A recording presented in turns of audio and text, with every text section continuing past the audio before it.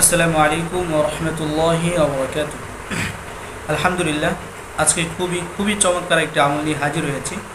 তো তার পূর্বে আরেকটা কথা বলি, সেটা হচ্ছে যারা আমাদের কোর্সে ভর্তি হয়েছেন আলহামদুলিল্লাহ, তো আমাদের সাথে খুব শীঘ্রই যোগাযোগ করবেন। আপনাদেরকে গ্রুপে অ্যাড করে দেওয়া হবে ইনশাআল্লাহ।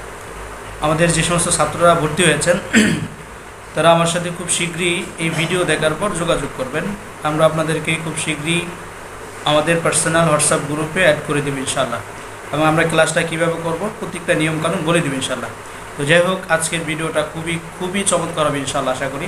তো এই ভিডিওটা অনেকের রিকোয়েস্টে করা আসলে, সেটা হচ্ছে যে স্বামী স্ত্রী যখন একত্রিত হয় মূল সময়ে, তখন অনেকের সময় কম থাকে। অনেকে জানতে চাইছে যে হযরত কোরআনিক কোনো আমল আছে যেগুলোর মাধ্যমে সময়গুলোকে বৃদ্ধি করা যায়। তা আসলে অনেকের দিকে আমরা তাকিয়ে বা বিবেচনা করে আমলটা মূলত দিতেছি অনেকের রিকোয়েস্টে। অনেক সময় দেখা যায় এই সমস্ত ওষুধগুলো প্রচুর পরিমাণে খেলে প্রথমত যেটা হয়, কিডনিতে সমস্যা হয়, 2 নম্বর হচ্ছে হার্টে সমস্যা হয়, 3 নম্বর হচ্ছে ব্রেনে প্রচুর ধরনের আপনার প্রেশার পড়ে, হ্যাঁ, ব্রেন স্ট্রোক করার ঝুঁকি থাকে। 4 নম্বর যেটা হচ্ছে সে একেবারে নিস্তেজ দুর্বল হয়ে যায়, ঠিক আছে। যেটা কিতাবে আছে যে লাইতা সাবা বা ইয়াউদ, যে এটা যৌবন হচ্ছে এমন একটা জিনিস যে এটা যদি একবার চলে যায়, সাবা বা ইয়াউদ এটা আর কি করে না, ফিরে আসে না। তো যাই হোক, আপনারা মূল সময়টা আপনারা কীভাবে বৃদ্ধি করবেন, এই আমলের মাধ্যমে স্বামী এবং স্ত্রী দুজনের সময়টাকে আপনারা বৃদ্ধি করতে পারবেন ইনশাআল্লাহ। তো এটার জন্য আপনারা কি করবেন, আপনারা ন্যাচারালি শুধু হাঁসের ডিম অথবা মুরগির ডিম, 2টা ডিম নিতে হবে। যদি হাঁসের নেন উভয়টাই হাঁসের ডিম নিতে হবে, যদি মুরগির ডিম নেন তাহলে উভয়টাই মুরগির ডিম নিতে হবে। তো নেওয়ার পর এই ডিমগুলোকে আপনি সিদ্ধ করবেন। সিদ্ধ করার পর যখন মোটামুটি ভালো করে সিদ্ধ হবে, একটু ভালো করে সিদ্ধ করবেন, ঠিক আছে। ভালো করে সিদ্ধ করলে ভিতরের এটা একটু শক্ত থাকে ডিমটা। তো ভালো করে সিদ্ধ করার পর এটাকে খোসামুক্ত করবেন, 2টা ডিমকেই খোসামুক্ত করবেন। খোসামুক্ত করার পর আপনারা একটা কাজ করবেন, একটা কলম নেবেন। এটা আপনি জাফরান দিয়েও লিখতে পারেন অথবা লাল মোটা কলম দিয়েও লিখতে পারেন, তবে আমি আপনাদেরকে সাজেস্ট করব জাফরান দিয়ে লেখার জন্য। জাফরান দিয়ে লেখলে ফায়দাটা অনেক বেশি হবে ইনশাআল্লাহ। তবে অবশ্যই মনে রাখার বিষয় হলো যে আপনি হুট করে একদিন আমল করেই যে একদম আপনার পুরো রোগমুক্ত হয়ে যাবেন, এটা কোনো বিষয় না, ঠিক আছে। আপনি ধারাবাহিকভাবে যদি আপনি এভাবে চলতে থাকেন, কোরআনিক আমলটা যদি চালাইতে থাকেন, ইনশাআল্লাহ আপনার সময়টা স্থগিত হয়ে যাবে এবং সময়টা অনেক বৃদ্ধি পাবে আস্তে আস্তে। তো যাই হোক, যখন খোসামুক্ত করবেন তখন আপনি জাফরান নিয়ে কলমে ঢুকিয়ে, যেগুলো দিয়ে আমরা লিখে থাকি বিভিন্ন কোরআনের আয়াত, হ্যাঁ, বিভিন্ন হাদিস, বিভিন্ন দোয়া, বা যারা নকশা লেখে তারা যে নকশা লেখে জাফরান দিয়ে, ওরকম জাফরান নিয়ে তারপর আপনি ডিমটাকে কী করবেন, খোসামুক্ত করে ওই ডিমের উপরে লিখবেন। প্রথম ডিমটাতে লিখবেন, 2টা তো দেখেন, প্রথমটাতে লিখবেন ওয়াস-সামাআ বানাইনাহা বিআইদিন ওয়া ইন্না লামুসিউন। দ্বিতীয় ডিমে লিখবেন ওয়াল আরদা ফারাশনাহা ফানিআমাল মাহিদুন, ঠিক আছে।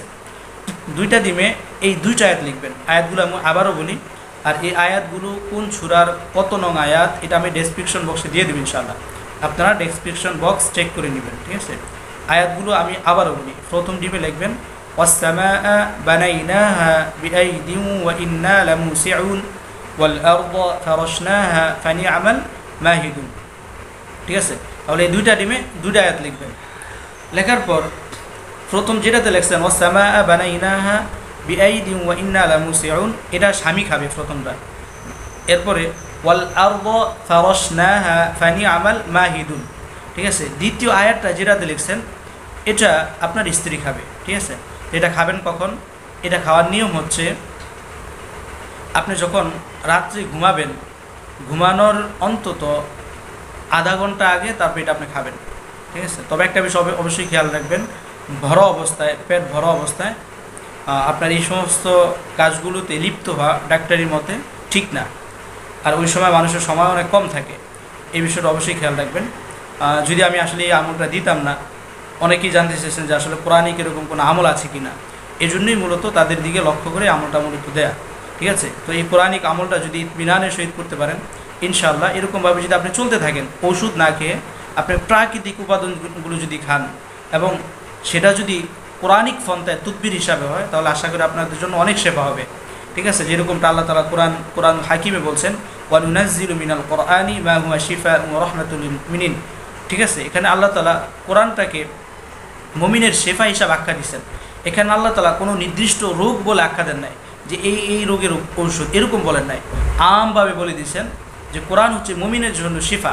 ঠিক আছে, তা আপনার এই রোগ মুক্তি অবশ্যই হবে যদি আপনি ওরকমভাবে বিশ্বাস এবং ইতমিনানের সহিত আপনি কী করতে পারেন, ধারণ করতে পারেন ইনশাআল্লাহ। তো আশা করি ইনশাআল্লাহ আমলটা বুঝতে পারছেন। আর বুঝতে অসুবিধা হইলে আমাদেরকে কমেন্ট বক্সে জানাবেন ইনশাআল্লাহ। আর এছাড়া আমাদের ভর্তির আজকে এবং শেষ ডেট, যারা ভর্তি হতে ইচ্ছুক কোরআন এবং সুন্নাহর আলোকেই, হ্যাঁ, তারা আমাদের সাথে খুব শীঘ্রই যোগাযোগ করবেন ইনশাআল্লাহ। আমরা ভর্তিটা নিয়ে নিব। হ্যাঁ, আজকের পরে আর ভর্তি হওয়ার সুযোগ নাই। তো ভালো থাকবেন ইনশাআল্লাহ। আসসালামু আলাইকুম ওয়া রাহমাতুল্লাহ।